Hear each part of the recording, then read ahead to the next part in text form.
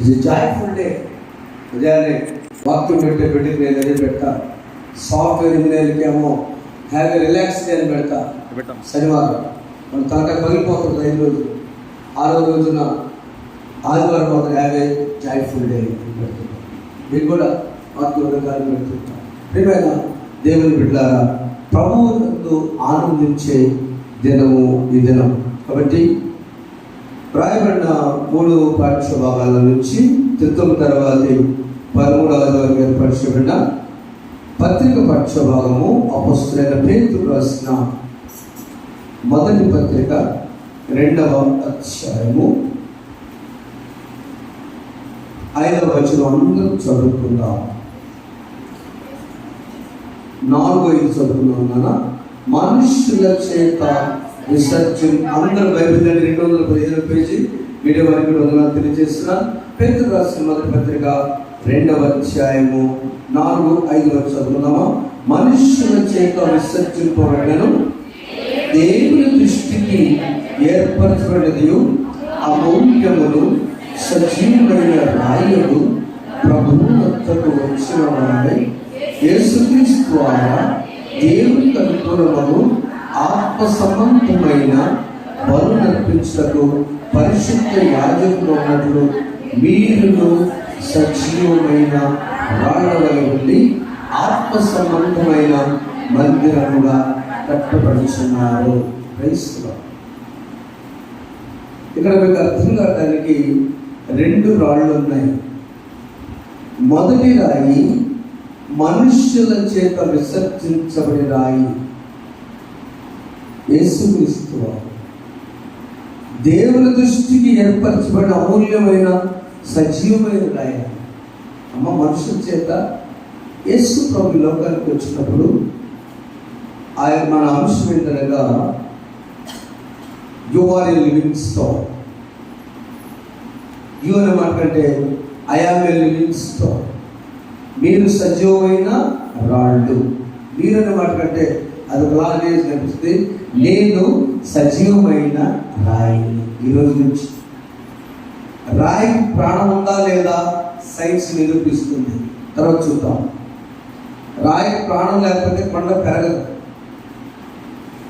కొండ కాదు, physics gold medallist తెలుసు. రాయికి ప్రాణం ఉంది. చాలా సైంటిస్టులు ప్రూవ్ చేశారు కూడా.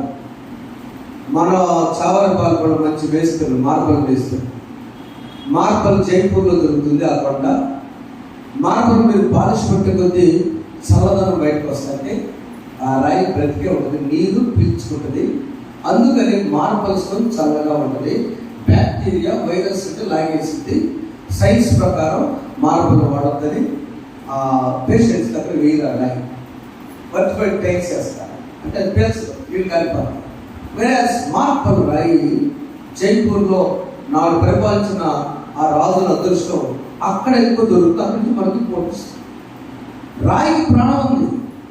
అందుకని మనము ఎవరమంటే సజీవమైన రాళ్ళం. కొన్ని రాళ్ళు కొండ ప్రాంతాలు మాట్లాడవు కాబట్టి రాయి కటనలుకునే రాళ్ళని. యేసు ప్రభుని ఆయన జన్మించినప్పుడు ఆ జననాన్ని దృష్టిలో పెట్టుకొని ఆయన ఎవరు వడ్రంగి వారి కుమారుడు కదా, యోసేపు మరి జన్మించాడు కదా, బీదగా జన్మించాడు కదా, సత్రంలో జన్మించాడు కదా, పెరిగిన పెంపకం పేదరికమై కష్టం ఆహారత్వం జరగడమే కష్టం ఉంది. 18 ఏళ్ళకి యోసేపు చనిపోయాడు. ఆ తర్వాత మరియను, తర్వాత వచ్చిన యాకోబు, యూదా, మిగిలిన బిడ్డలు ప్రభు కష్టపడితే వారి దృష్టిలో, యూదుల దృష్టిలో ఒక ఆ మనుషుల చేత విసర్జించబడిన యేసుక్రీస్తు వారు. నెంబర్ 2, ఆ యేసుక్రీస్తు వారు దేవుని దృష్టిలో ఎలా ఉన్నారంటే దేవుని దృష్టికి ఏర్పరచబడినది అమూల్యమును సజీవుల రాయలు ప్రభువునొద్దకు అంటే ప్రభువుగా తెలుసుకుంటే అప్పుడు మన రాయి ఏదో తర్వాత చూద్దాం. మొదటి రాయి యేసు ప్రభు మనుషుల చేత విసర్జన రాయి. రెండవది దేవుని దృష్టికి అనుకూలమైన రాయి. మూడవది ఆయన అమూల్యమైన రాయి. పాస్టర్ గారికి యూట్యూబ్లో ఆల్చిప్పలు నాకు ఇష్టం. ఆ ఆల్చిప్పలు ఎప్పుడు చూస్తే ఏం పెట్టుకుంటాను, ఎందుకు చూస్తే ఆ ఆల్చిప్ప పైన ఒక ఏమంటారు దాన్ని కవచం, ఇంకో మాట చెప్పంటే చెప్ప ఆల్చిప్ప ఉంటాయి కదా, అక్కడ లోపల తీస్తుంటే రంగురంగుల ముత్యాలు వస్తూ ఉంటాయి. ఖరీదైన ముత్యాలు, మహారాణులు వాటి మెడలో ధరిస్తుంటారు. మనకు వచ్చే తెల్ల ముత్యాలు, కలర్ ముత్యాలు కూడా వస్తూ ఉంటాయి.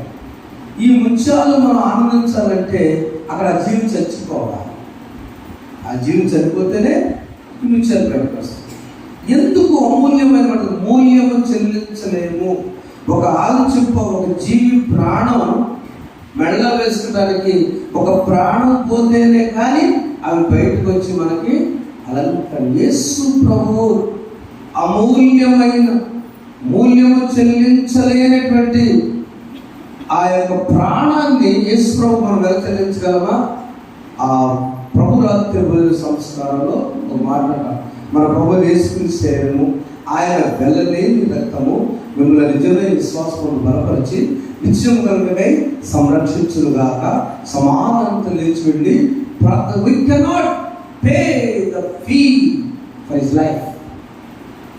యేసు ప్రభు ఏ రాయి అంటే అమూల్యమైన రాయి. మనం పాట పాడతాం, సిల్వలో నాకై కార్చెను యేసు రక్తము.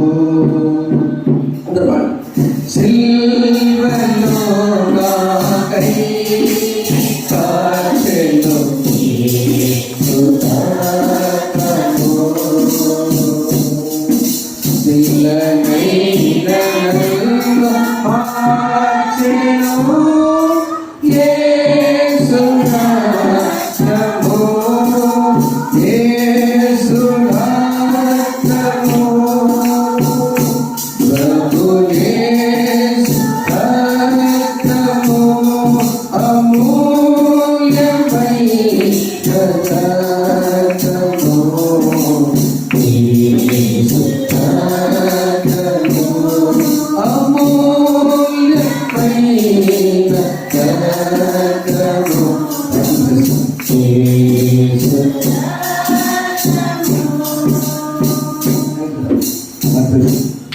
అమూల్యమైన రక్తం. ఆ రాయి యూదుల చేత విసర్జించబడ్డ రాయి. నెంబర్ 2, దేవుని దృష్టికి ఏర్పరచబడిన రాయి. నా కుమారుడా, నువ్వు వెళ్ళి చాలా రాళ్ళు ఉన్నాయి అక్కడ భూలోకంలో, ఆ రాళ్లను సజీవమైన రాళ్ళగా చేయను ఆయన అని తన తండ్రి అయిన దేవుడు దేవుని దృష్టికి ఏర్పాటు చేసుకొని ఈ లోకాన్ని పంపించాడు.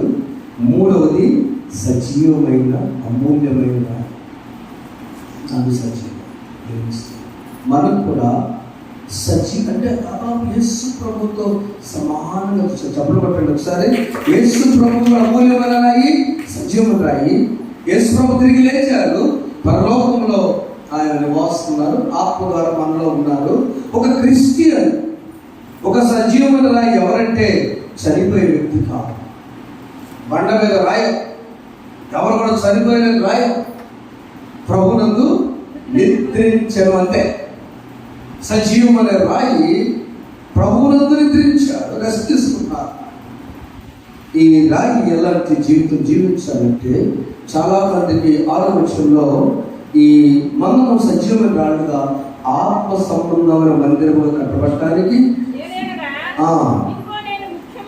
ముఖ్యమును చదువు, ముఖ్యమును ఏర్పరచబడినది అమూల్యమునకు మూలరాతిని సియోనులో స్థాపించున్నాను.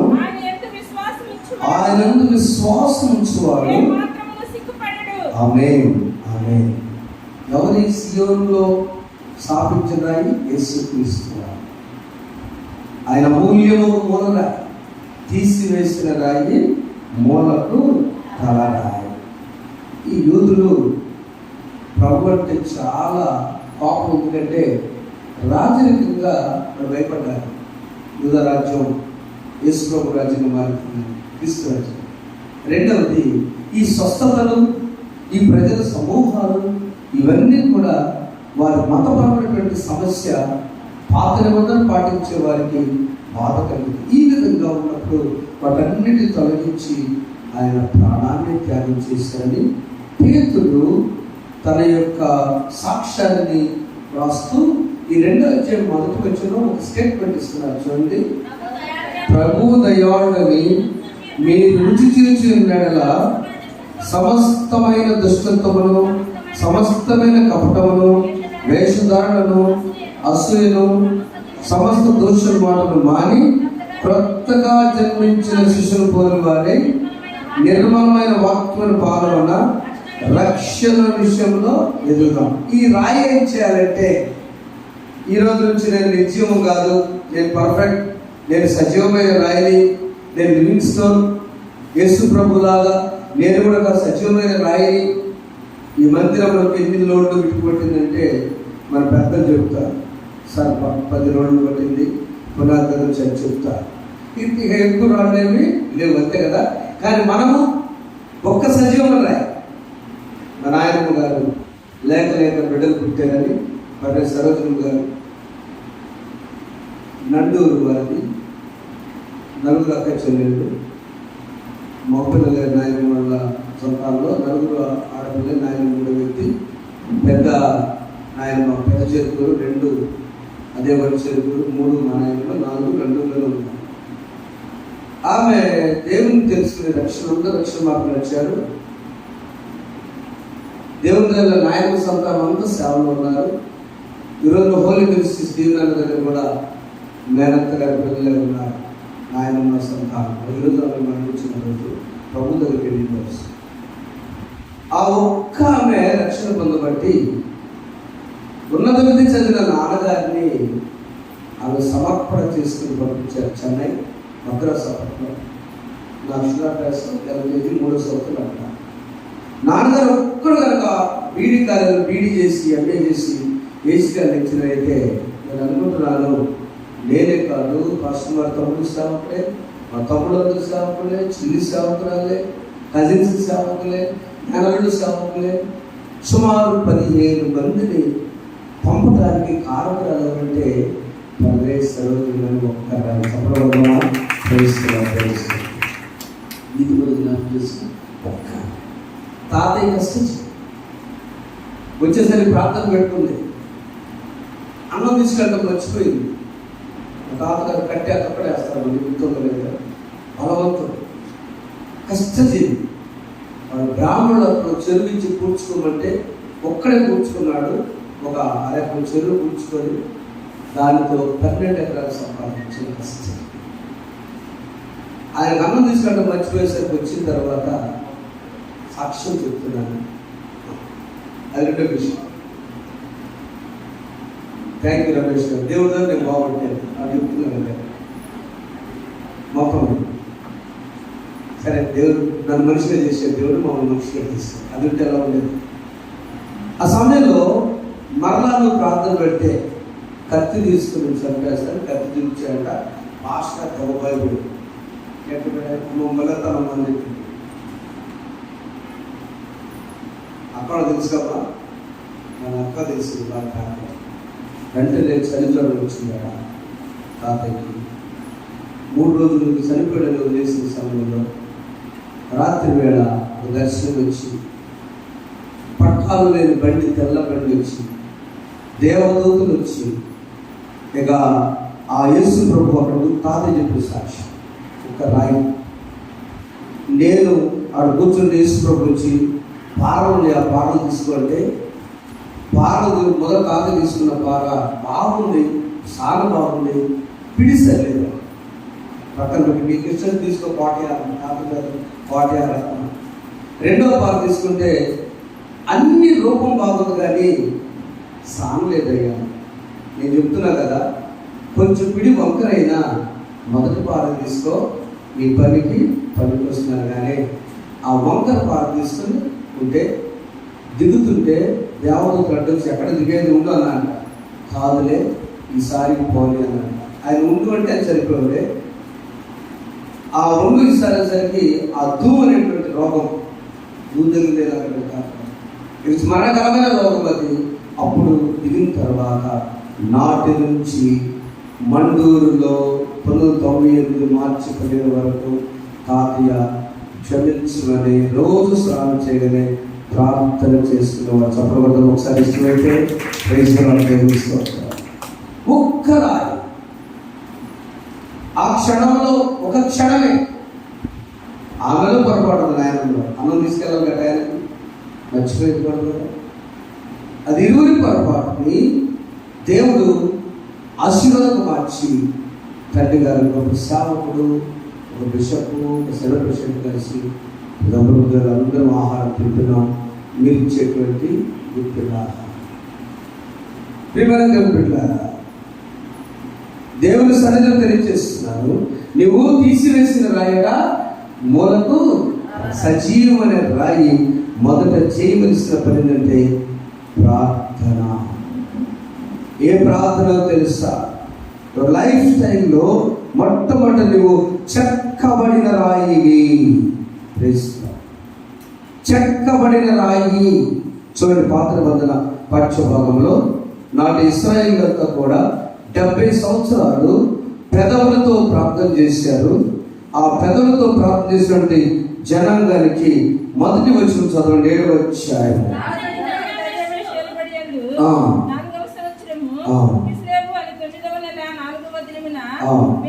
బేతేలు వారు చెరెజును పంపించిన 2వ వచనంలో, ఇన్ని సంవత్సరములు మేము దుఃఖించినట్టు 5వ నెలలో ఉపవాసం నుండి దుఃఖింతుమా అని యెహోవాను, చూడండి జాగ్రత్త మార్చుకున్నామా, యెహోవాను శాంతి పరచుటకై మందిరొద్దల యాదన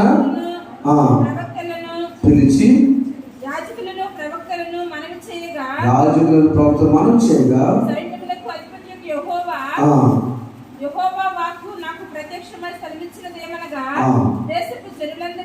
చూడండి, దేశపు జనులందరికీ యాజకులను చాలా 70 సంవత్సరాలు ఏటేట 5వ నెల 7వ నెల ఉపవాసం ఉండి దుఃఖం సరుపుతూ వచ్చినప్పుడు నా యందు భక్తి కలిగి ఉపవాసం ఉందిరా.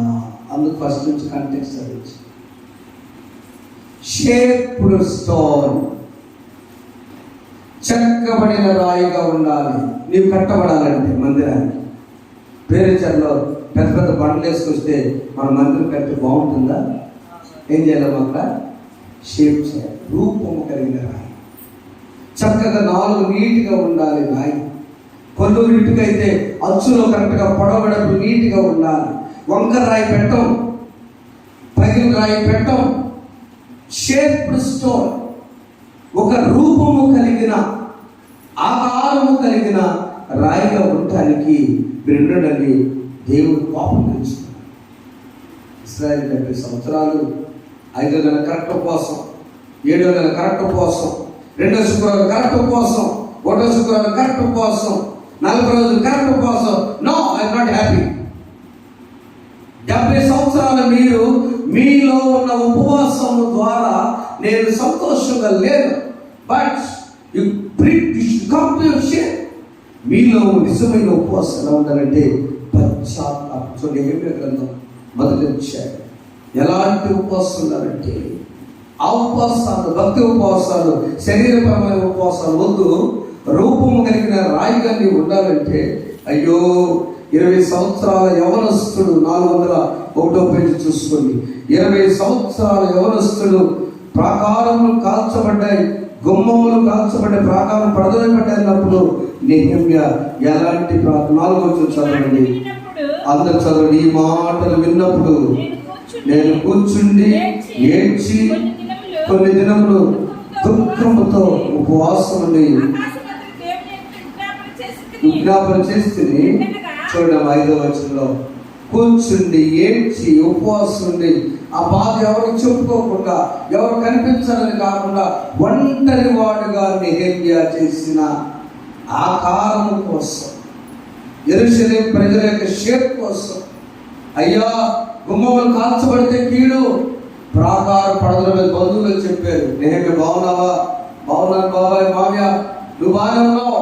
అక్కడ మనవాళ్ళంతా ప్రాకారములు పడుతున్నబట్టి నాయన గుమ్మాలు కాల్చబడినప్పుడు నేను ఈ మాటలు విన్నప్పుడు He has the concern.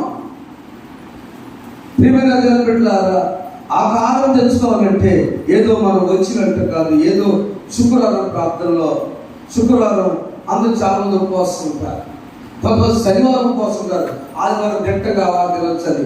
అది నీ కొడుకు కడుపు సరిపోతామో కానీ, కదా, ఆరోగ్యపరంగా నీకు క్లీనింగ్ అవుతామో కానీ, యోగా పరంగా నీకు సైంటిఫిక్గా అవ్వచ్చేమో కానీ, నీ ఆత్మలో సజీవమైన రాయిలను షేపులోకి రావాలంటే ఉపవాసం, కన్నీరు విడిచి, దుఃఖంతో, పశ్చాత్తాపంతో నెహెమ్యా లాంటి ప్రార్థన చేయాలి. నెహెమ్యా ప్రార్థన చేశాడు, ఆకాశమందున్న దేవా, యెహోవా భయంకర గొప్ప దేవా, నిన్ను ప్రేమించి నీ ఆజ్ఞలను అనుసరించి నడుచు వారిని కటాక్షించి అయ్యా వారితో నిబంధనలు స్థిరపరచువాడు. కింద నీ జనులకి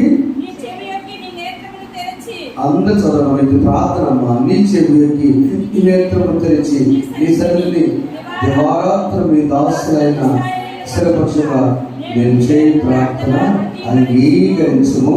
నీకు విరోధంగా పాపం చేసిన ఇశ్రాయేలు కుమారుని దోషాన్ని నేను ఒప్పుకొచ్చున్నాను. నేను నా తండ్రి ఇంటి వారిని ఆకారము కలిగిన చప్పట కొట్టడం వస్తుంది. ఒక 20 సంవత్సరాల బిడ్డ మన కుమారుడు లాంటి యవనస్తుడు, నేను నా తండ్రి ఇంటి వారిని పాపం చేస్తున్నానని దేవుడి కోపం అయిపోయింది. దేవుడి కోపం అయిపోతే పశ్చాత్తాపం విషయంలో నేను నా ఇంటి వారిని పాపం చేసి పాపం చేయాలి. కానీ తను వేరేసుకున్నాను, నా నెత్తిరేసుకున్నాను. నా వారందరూ ఆకారం వారంటే యేసుక్రీస్తు వారు మనందరి పాపంలో ఆయన వేద వేసుకుని, తండ్రి మీరేమి చేయించున్నారు, మీరు ఎదురుగా వీరిని క్షమించమని అన్నారు. ఆ మాట నమ్మితే మనకు ఆకారం వచ్చినట్టు బిలీవ్ నమ్ము. అప్పుడు నీకు ఆకారము కలిగిన, రూపంగా కలిగిన రాయి నిజమైన సత్యమైన రాయి. రెండవ రాయి కనుక తట్టుకునే రాయి. ఎన్ని శ్రమలు వచ్చినా ఆ దెబ్బేసినప్పుడంట, మీరు ఎంతమంది చూసారు పేరుచెర్ల, కోయిపాలెం అక్కడ వెళ్తుంటే బాంబులు పెడతారు కదా సార్. బాంబులు పెడితే రాళ్ళు తగులుతుంది అంతే కదా. దూరం నేను పేరుపురం వెళ్ళిపోమంటారు అందరినీ, దూరం వెళ్ళండి రాళ్ళు వచ్చి పట్టమని చుట్టుపక్కల ఇల్లు కట్టడం. ఆ బాంబు పెట్టినప్పుడు రాళ్ళు పగిలిపోతాయి. ఆ బాంబు పెట్టేటువంటి దానికి రాయి మరి నోరుంటే అమ్మ అనేది దెబ్బ పగిలిపోతాడు. అలాగే క్రైస్తవ విశ్వాసి, నువ్వు ఒక రూపం రాకముందు ఆ రాయికి శ్రమలు వస్తూ ఉంటాయి. శ్రమలు వచ్చినప్పుడు వచ్చారంటే నువ్వు తట్టుకోవాలి. దైవజనులకు శ్రమలు వచ్చినాయి. రాజుల గ్రంథం ఏలియా ఎప్పుడైతే తాను ఒక కార్యం జరిగించినప్పుడు ఏలియా ద్వారా చేసినటువంటి గొప్ప కార్యం ఏంటంటే, ఏలియా నా వల్ల కాదని చెప్పాడు. 11 వచ్చిన మొదటి గ్రంథం, రాత్రి గ్రంథంలో ఏలియా భయపడవద్దు, పోయి చెప్పినట్లు చేయము.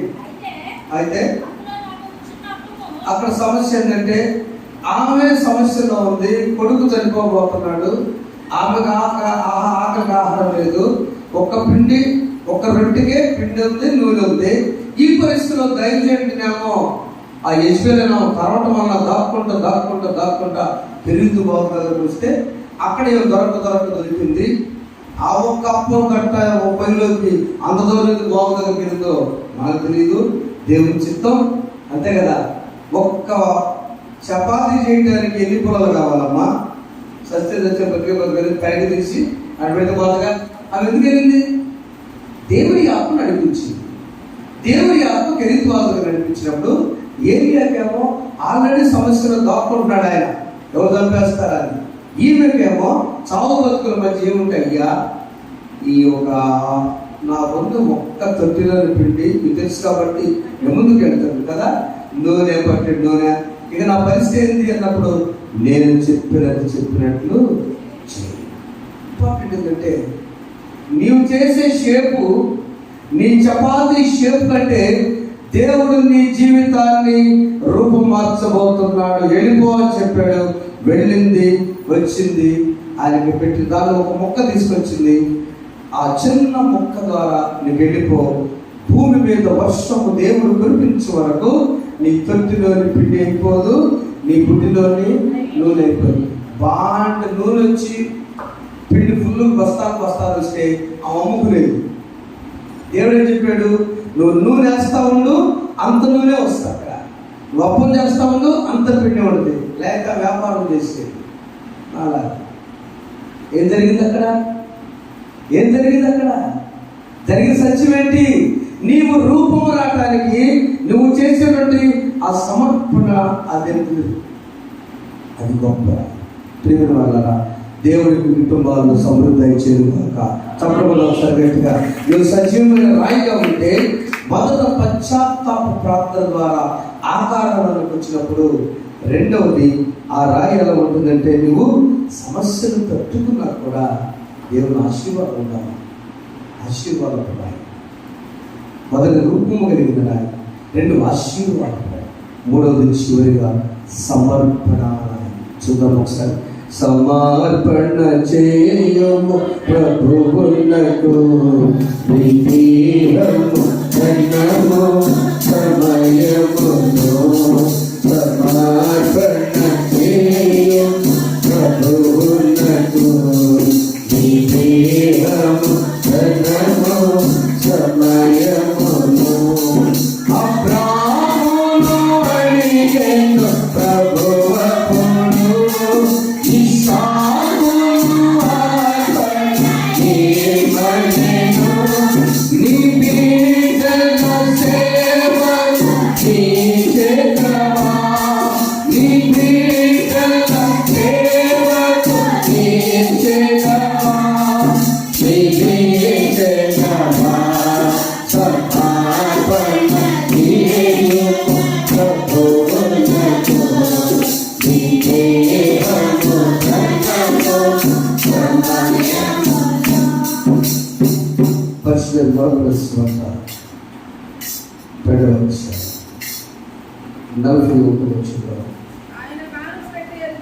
ఆయన కాలు పెట్టేది కూర్చుంది. డబ్బులు వేయటం చూచుండును. ధనవంతురాలైన అనేకులు. 42వ వచనం, ఒక బీద విధవరాలు వచ్చి 2 కాసులు వేయగా ఆయన తన శిష్యులను పిలిచి, తాను పెట్టి డబ్బులు వేసిన అందరికంటే ఈ బీద విధవరాలు ఎక్కువ వేసిన నీతో నిశ్చయంగా చెప్పుచున్నాను. 44 చదువుతున్నాం. వారందరూ తమ కలిగిన సముద్రం వేసింది, కానీ ఈమె తన లేమిలో తన కలిగినంతయో అనగా తన జీవనం అంతా వేసింది. ప్రభు వారు ఇప్పుడు కాలం గుర్తు పెట్టుకో. అక్కడ కావలసినటువంటి ఏమిటంటే, ఈ రాయి ఈమె మొదటిగా తన జీవితంలో ఆకారంలో మంచి ఆకారం కలిగిన షేప్ స్టోన్గా ఉంది. ప్రభువును అంగీకరించింది. తన జీవితంలో ప్రభు తప్ప ఎవరు అక్కర్లేదు అనుకుంది. షీ షేప్డ్ స్టోన్, రూపం కలిగిన ఆకారం కలిగిన రాయి. నెంబర్ 2, ఆమె ఆశీర్వాద రాయి ఎలా అయిందంటే, గ్రీక్లో బియోస్ అంటారు. జీవనం అంతా అనే మాట అర్థం. జీవనం అంతా అంటే జీవితం అంతా, ఆ లైఫ్ అంటే నా లైఫ్లో ప్రభు తప్ప నాకేం అక్కర్లేదు. ఆమె వేసిన 2 కాసులు ఆ రోజుతో ఆమెకు ఆహారం కానీ ఏం లేదు, జీరో. ఆ జీరో అయినప్పుడు ఆమె జీవితంలో, ఎందుకని ప్రభు చాలా మంది చూశారు, ఎవరినే అనలేదు, కానీ అక్కడ పర్సంటేజ్ చూసి ఈమె వేసిన కారణం అంటే ఈమెలో 3 మంచి లక్షణాలు ఉన్నాయండి. 1, ఆమె బాధ్యత గుర్తెరిగినది. ఆమె ఏ బాధ్యత ఎస్టేర్ గ్రంథం 44వ అధ్యాయము 30వ వచనంలో ఆమె బాధ్యత గుర్తెరిగినది. 2, ఆజ్ఞ పాటించినది. ఇందులో చెప్పాను, నేను చెప్పినట్టు చేయమని. ఏది అలాగా నేను చెప్పాను పోయి తీసుకురాపో, రాజు చెప్పినట్టుగా. ముందు ఆమె గుర్తెరిగిన బాధ్యత, ఫెల్ట్ రెస్పాన్సిబుల్. నా దేవునికి నేను ఇచ్చే బాధ్యత. దేవుడి దేవల చిరిగిపోయిన రోజులు తగ్గిపోయి, నేను ఒకటి ఇస్తున్నా, ఒకటి 2 రూపాయలు చేస్తున్నాను, ఒకటి 3 రూపాయలు చేస్తున్నాను. మీరు నాకు సాక్ష్యం గారు పాస్టర్ జీవితంతో బాగండి. కొన్ని సగం ముక్కలు అమ్మ మనూరు వేసినాను, వెలుగురు వేసినాను, ముక్కలు మాత్రం ఉంటాయి. ఎవరికోవద్దు, కొంతమంది మాత్రమే. నా ప్రభుకి నేను ఏమి ఇవ్వాలి? తొలిచుంటు వాటన్నిటిలోను మొదటి అంతే. ఆమె మొదటి పాలు జున్ను బాగుండా బాగపోయినా పాస్తా తాగచ్చు, 2 రూపాయలు ఆయన తాగచ్చు, అంతే. కారణం ఏంటి? చెప్పారు బైబిల్ పుస్తకాలు. అమ్మ ముందు వాళ్ళు దాబారమ్మ, రెండోసారి తీసుకునే జ్ఞానం నీ తాగు కాకుండా బాగుంటే పరిస్థితి, లేకపోతే నీ బాగుంటుంది. ఆజ్ఞ, ఐ మీన్ బాధ్యత, ఇట్స్ రెస్పాన్సిబిలిటీ. First offering. నేను అనుకున్న రియలైజ్ అయ్యా, నాన్నగారు ఎంత పొరపాటు చేశారు. కౌలు 180 బస్తాలు పట్టు చెరుకులు కట్టినప్పుడు, గురి కట్టినప్పుడు 18 బస్తాలు ఇస్తే బాగుండేదిగా. ఎన్ని ఇచ్చేవాళ్ళు? బస్తా ఇచ్చేవాళ్ళు. చూసారు, ఇప్పుడు తేడా పడ్డాను. 18 బస్తాలు ఇస్తే ఉండేదే పొలం. నాకేం తెలుసు, నాకు చంద్రబాబు వేసుకుంది. అప్పటి నుంచి భయం. కస్టమర్ చేతులాగానే కొత్త నోట్లు వస్తే దాచిపెట్ట, ఎవరు సేవకు వస్తారా, కొత్త ఇస్తారు. నా జీవితం నేను ఆఫ్రెండ్ పాత నోటు హీరోస్తో సహా అమ్మగారు పట్టణ మంచిగా ఏదన్నా ఒకటి తప్ప ఎవరు వాడకూడదు ఆ నోట్స్. సహోదరి వందనాలు కనిపిస్తుంది సభలో చెప్తున్నా. ఇక ఎవరు వాడకూడదు ఆ నోట్స్. పేరు రాసి, పెన్సిల్ రాసి, కవితలు రాసి వచ్చే నోట్స్ కుదరదు. అది ఆజ్ఞ కాదు, బాధ్యత చేసిందాన్ని. నెంబర్ 2, ఆజ్ఞ పాటించింది. నెంబర్ 3, నిర్లక్ష్యం చేయకుండా ఉన్నది. ఆమె దేవుని ఘనపరిచిన. సాంప్రదంలో 3:9 చూస్తే ఆమె దేవుని ఘనపరిచింది. నా రాబడి ఎంతలో ప్రథమఫలంలో యెహోవాను ఘనపరచిన తల్లి. అందుకని ప్రభువు అంటున్నాడు, ఈమె సమర్పణ రాయి. చెప్పడంలో ఒకసారి సమర్పణ రాయి. తన జీవితం అంతా కూడా త్యాగం చేసిన మొదటి రాయి.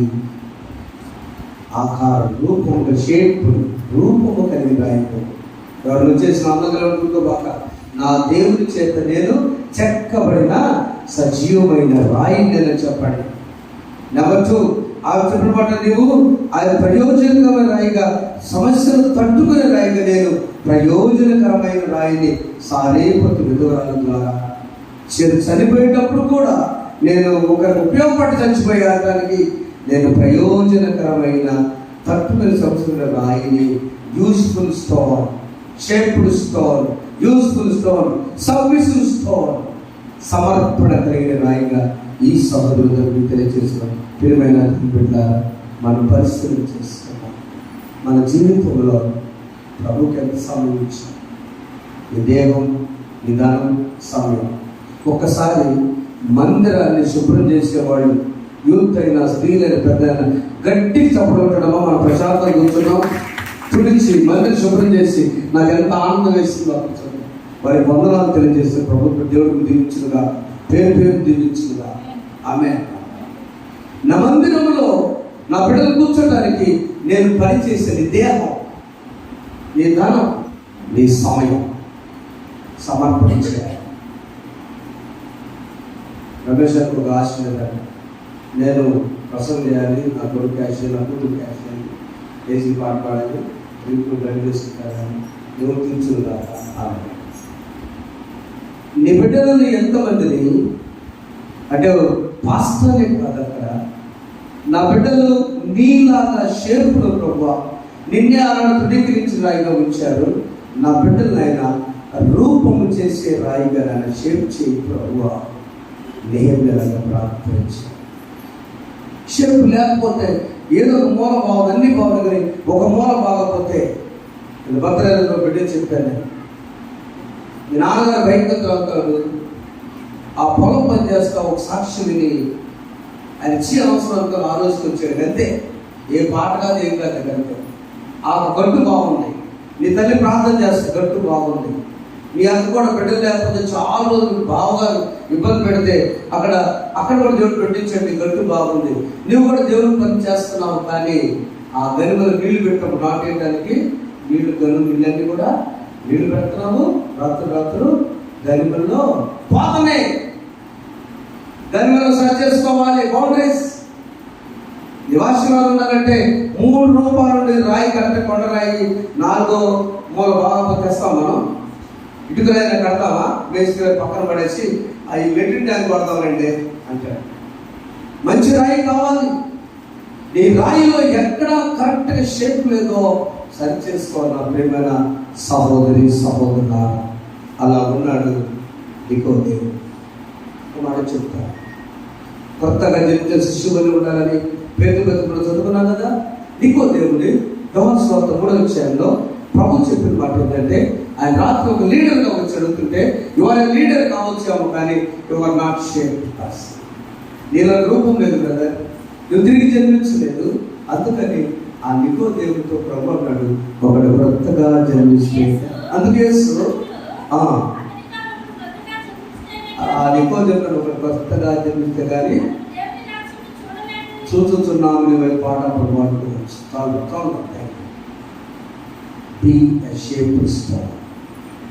రూపము ఆకారం కలిగిన ఎక్కడో సరి చేసుకున్నాం, చెక్కబడతాం, సమస్యలో. రెండవది, be as a useful stone, ప్రయోజనకరమైన రాయిగా ఉందాం. చిన్న దాంట్లో ఇచ్చిన సారే బతుకుతున్నాం.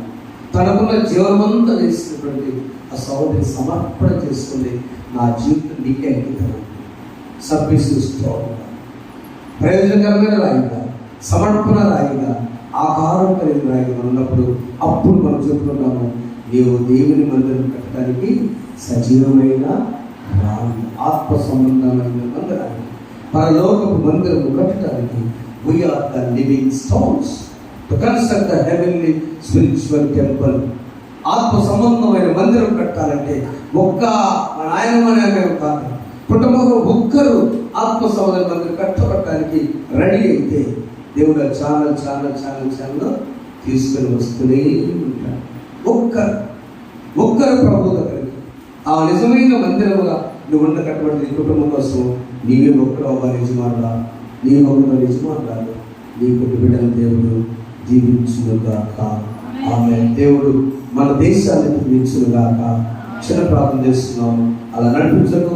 ప్రతి కుటుంబాన్ని దేవుడు సజీవమైన రాళ్లతో నింపునుగాక. అవి అందరూ నిలిచిబడదామా? నీ చేతితో నన్ను పట్టుకో, నీ ఆత్మతో నన్ను. అందరూ నిలిచిబడతారు. శిల్పి చేతిలో శీలను నేను అనుక్షణము నన్ను చెప్పు. శిల్పి చేతిలో శీలను నేను అనుక్షణము నన్ను చెక్కు. శిల్పి చేతిలో శీలను నేను అనుక్షణము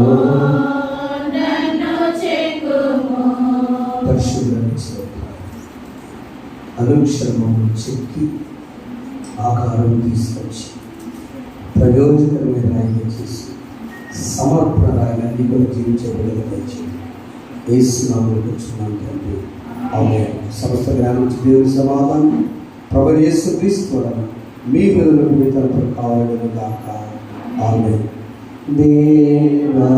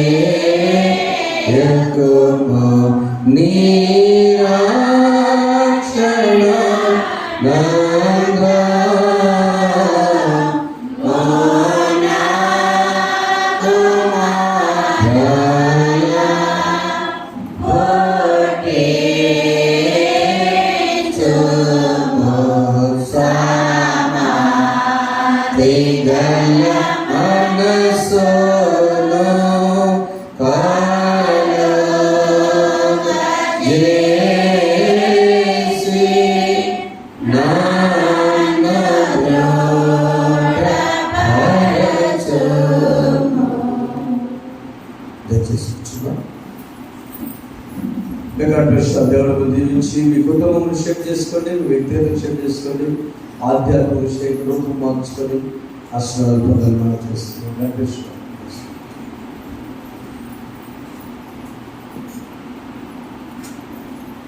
ప్రభుత్వ జీతాలు చేస్తున్నపై కృతజ్ఞతలు కూడా